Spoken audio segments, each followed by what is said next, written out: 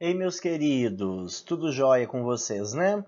Vamos lá. Hoje nós não vamos ter estudos orientados. Ao invés disso, eu vou fazer a correção junto com vocês da prova do primeiro bimestre, da prova de geografia. Então, bastante atenção, que a gente vai corrigir uma por uma das questões.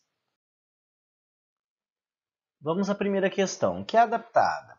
Sobre o espaço geográfico, verifique se as alternativas são verdadeiras ou falsas. A primeira diz o seguinte: para a geografia, espaço geográfico é aquele construído pelas formas naturais e pelas formas criadas pelo trabalho humano, um produto das relações que ocorrem na vida e na sociedade. Nós sabemos que essa noção de totalidade do espaço vai englobar os ambientes bucólicos, naturais, e os antrópicos. Então, essa alternativa é verdadeira.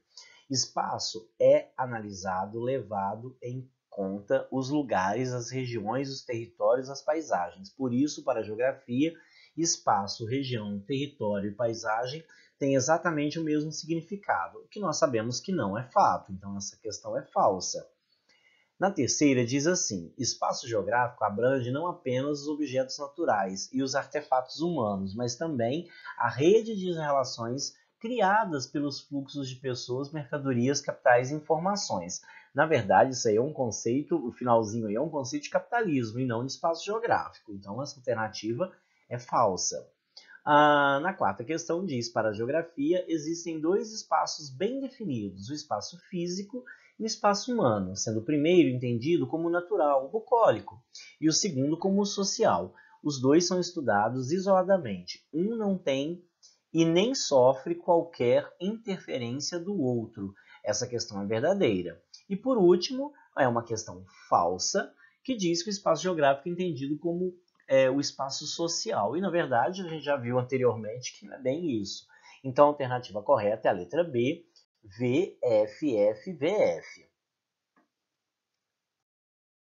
Vamos ler o texto para a gente poder ter um embasamento teórico dessa questão para poder respondê-la. A materialidade artificial pode ser datada exatamente por intermédio de técnicas, e essas técnicas da produção do transporte, da comunicação, do dinheiro, do controle da política e também técnicas da sociabilidade e da subjetividade. As técnicas são um fenômeno histórico, por isso é possível identificar o momento de sua origem. Essa datação é tanto possível à escala de um lugar quanto à escala de um mundo. Ela é também possível à escala de um país, ao considerarmos o território nacional como um conjunto de lugares. A partir do texto acima, é correto afirmar que nós temos várias alternativas, e a correta são as paisagens humanas que compõem o território em uma sociedade globalizada, que tende a inviabilizar os fluxos de ideias, pessoas e mercadorias. Essa é a alternativa correta. Uma questão de cartografia bem simples para vocês, como eu prometi. Um avião que se desloca percorrendo a menor distância de um ponto A, que está a 60 graus de latitude norte e 140 de longitude este, vai para o ponto B, com 60 graus de latitude norte e 100 de longitude oeste. Ele deverá. Essa questão ela é bem simples, não precisa nem fazer cálculo, porque ela é teórica. E é só a gente lembrar daquelas direções que eu ainda coloquei no quadro para vocês. Sempre que sairmos de qualquer ponto de referência rumo a oeste, nós vamos diminuir as horas. Dessa forma, a letra C é a alternativa correta. Nós temos que atrasar o relógio ao atravessar a linha internacional de data. Mais uma questão de cartografia. O Brasil sediou a Copa do Mundo em 2014 e foi na cidade do Rio de Janeiro que serão disputados os importantes jogos. Um torcedor que decidiu permanecer na cidade do Rio de Janeiro, visando assistir aos jogos, precisará de uma representação cartográfica que lhe permita localizar as principais vias de acesso ao estádio, como ruas, avenidas. Para atingir esse objetivo, terá à sua disposição dois tipos de representação cartográfica com escalas diferentes. Nós temos na figura I, uma escala menor. Lembra daquilo que eu ensinei para vocês? Quanto menor a escala, maior o nível de detalhamento. Na figura 2, ele tem uma escala maior. Então, numa escala maior, eu tenho menor nível de detalhamento. Eu vejo menos opções. Apesar de eu abrir, eu não consigo ver os detalhes de nome de rua, as esquinas, quais são as quadras que tem nessa rua, como é o caso aí só do bairro de Botafogo, um pedacinho do bairro de Botafogo e da enseada daquele bairro. Já no outro, eu tenho toda a cidade do Rio de Janeiro. Para esse torcedor, para que ele possa se locomover na cidade, com mais facilidade, o tipo de representação cartográfica que melhor vai orientar vai ser a figura 1, que possui uma escala grande, representando uma área menor, com maior grau de detalhamento. Essa é a alternativa correta.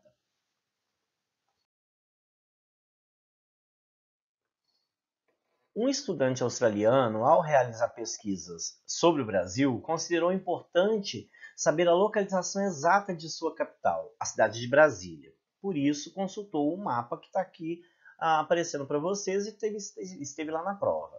O mapa consultado pelo estudante australiano permitiu identificar a localização exata de Brasília, a qual se estabelece a partir de que nós temos algumas opções. Não é uma projeção cartográfica, ele é só um mapa, que para ser feito precisou de uma projeção, mas não é exatamente isso. De escala geográfica, não foi importante a escala do mapa, e sim para ele foi importante se localizar.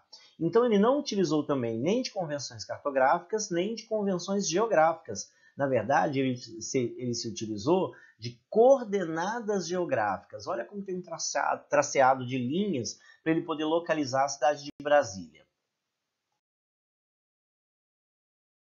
Durante esse bimestre, nós estudamos sobre anamorfoses. O mapa mundi que se representa na prova de vocês é uma anamorfose, que representa um modo de tamanhos dos países e dos continentes que vai depender da quantidade de habitantes. Lembrando que a anamorfose é uma forma distorcida, é um infográfico. Eu tenho pequenininho ali o mapa mundi do tamanho que ele realmente é e delimitado por tabela de cores em escala de cinza, onde tem uma população um pouco maior. Com base nisso, a gente leva em consideração essa informação e distorce o mapa, mostrando a proporção da população dentro daquele território. Sendo assim, a Ásia tem a área ampliada, que mostra que alguns países são muito populosos. A letra D é a alternativa correta. Sobre o meridiano principal, Greenwich, e os nossos fusos horários, é correto afirmar primeiro, fusos horários são estabelecidos no planeta com base numa linha longitudinal de referência, que é a do meridiano de Greenwich. Essa informação está correta. No segundo, ao todo são 24 fusos em torno do planeta. Também está certo, são 360 graus dividido por 15 graus de cada um dos fusos, dando um total de 24. Também está correta. Na terceira diz assim, ao longo são 26 fusos. Não, se a gente acabou de afirmar que a número 2 está correta, a número 3, então, por sua vez, está incorreta. A quarta diz assim, Greenwich é um meridiano que divide o globo terrestre em dois hemisférios, oriental e ocidental. Essa informação está correta. E a última diz que Greenwich tem esse nome da cidade que está localizada na Inglaterra, no meio do planeta. Na verdade, não. Greenwich é o nome do laboratório onde foi estabelecido esse cálculo. Dessa forma, a letra D é a alternativa correta. Somente a número 1, 2, 4 e 6 que estão corretas. Número 8. Bem fácil, só preencher a lacuna. A vai aparecer na maior vetor de ocupação do território do Brasil durante os meados do século XIX, sendo explicativa na gênese da concentração produtiva e populacional que ainda existe na atual conformação do território brasileiro. E nós sabemos que lá no século XIX, que colaborou para a configuração do sistema agrícola daquele período foi a cana-de-açúcar. Em relação às camadas internas do nosso planeta, a gente pode verificar que o estudo das camadas internas da Terra não pode ser realizado por processos de investigações diretas, tendo-se no decorrer e nesse recorrer de métodos que são indiretos de observação, e o que dificulta o seu conhecimento. Essa afirmativa está correta, ela é verdadeira. Os especialistas dispõem de aparelhos muito sensíveis, chamados de sismógrafos, capazes de registrar com grande precisão as vibrações e as intensidades que ocorrem dessas vibrações. Essa também está correta. Na terceira diz o seguinte: o estudo detalhado dos sismogramas, que são os resultados dos sismógrafos, iniciado desde os primeiros anos do século XX, demonstram que o globo se divide da superfície para o interior, das seguintes unidades: crosta, manto e núcleo. E sim, essa também está correta. As duas últimas estão erradas, por isso a letra A é a alternativa correta. Vamos dar uma analisada. A crosta terrestre é a camada mais externa do planeta e encontra-se consolidada. Ela não é consolidada, ela é toda fragmentada em placas tectônicas. E a última diz assim: a Terra não apresenta a mesma densidade em todas as camadas, isto é, a densidade diminui de acordo com a profundidade. É exatamente o contrário. O início, a informação está correta, a Terra não apresenta. Só que a parte mais fina é a crosta. E ela, à medida que ela vai se estendendo, como por exemplo o manto superior e o manto inferior, eles são bem mais espessos do que a crosta terrestre. Sobre a estrutura interna da Terra, é correto afirmar que, lá na letra E, diz assim: a astenosfera localiza-se próximo ao núcleo. E a gente sabe que não é bem isso. Na letra D diz: a litosfera equivale à parte granítica da crosta. E não é só de rochas graníticas. Tem a configuração de vários tipos de rocha. A astenosfera integra a placa tectônica. Na verdade, as placas tectônicas não são integradas, elas são fragmentadas. E a astenosfera localiza-se no manto superior. Essa informação está correta. Uma vez que a crosta terrestre é formada por rochas graníticas, é basicamente a mesma informação que está na letra D. Então, a letra B de bola é a alternativa correta.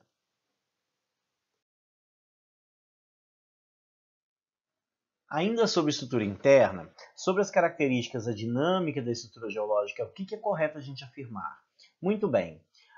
O manto corresponde à região intermediária e é de menor espessura do planeta. Consiste principalmente em silício, alumínio e magnésio. Na verdade, ela não é a menor. O manto é a mais espessa. Na letra E já diz assim: o núcleo é a única parte pastosa da estrutura terrestre. Na verdade, ela não é pastosa. O núcleo ele é sólido e não são rochas sedimentares que a gente vai encontrar lá. Na letra D, diz que o núcleo corresponde à porção mais interna do planeta. Encontra-se em estado sólido. Ela é a porção mais sólida, mas parte dela, desculpa, é a mais interna, mas ela nem toda é sólida. A crosta terrestre continental é relativamente mais fina e, em razão disso, com a menor densidade, é rica em alumínio e silício. Não, na verdade não temos alumínio, temos alumínio e silício, mas ela não tem uma quantidade, não é tão rico assim. A gente vai encontrar muito ferro, magnésio, sim, mas as informações não estão batendo. Dessa forma, a resposta correta é a letra B. A crosta terrestre é a camada mais externa da Terra, que pode ser subdividida em dois tipos, conforme a sua composição química e estrutura: a crosta continental e a crosta oceânica. Vamos dar uma lida no texto do professor Jurandir Ross, para ver o que ele está expondo, para que vai servir de base para a gente responder essa questão. Segundo o professor Jurandir Ross, a crosta terrestre está para a Terra na mesma proporção que a casca do ovo está para o ovo. A clara e a gema do ovo podem ser comparadas às camadas internas, representadas pelo manto e pelo núcleo. A gente usou esse exemplo dentro de sala. Analisando essas características da dinâmica e estrutura geológica, é correto afirmar que, logo de cara, a gente já encontra a resposta, que está na letra A. A litosfera compreende um corpo não estático. Está constituída pela crosta continental e pela crosta oceânica. Os continentes, com 35 km de espessura em média, apoiam-se sobre rochas plasmáticas, deformadas e deformáveis por pressão. As bacias oceânicas são placas com apenas 6 km aproximadamente de espessura, em média, onde se formam pela ação tectônica das cordilheiras oceânicas. Considerando o comprimento no raio terrestre de quase 6.400 km, é muito fina a camada superficial, onde se encontram os continentes e os nossos oceanos. Essa camada nós vamos chamar de crosta terrestre. Isso aí é bem simples, bem fácil. Eu dei uma mexidinha no texto para parecer difícil, mas na verdade essa questão é bem fácil. Segundo a Fundação Getúlio Vargas, do Rio de Janeiro, eles usaram essa questão em um dos seus concursos, em um dos seus vestibulares. Eu gosto muito dessa questão.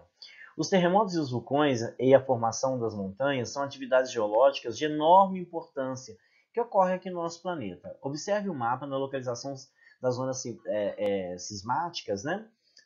E dos principais vulcões.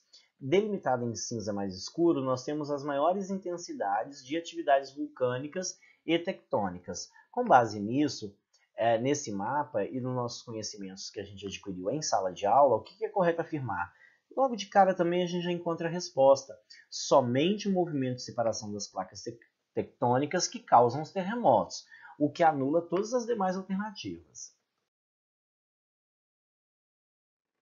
Muito bem, vamos ler o texto a seguir para a gente poder preencher a lacuna, que é adaptado de um site do Instituto de Geografia da USP de São Paulo.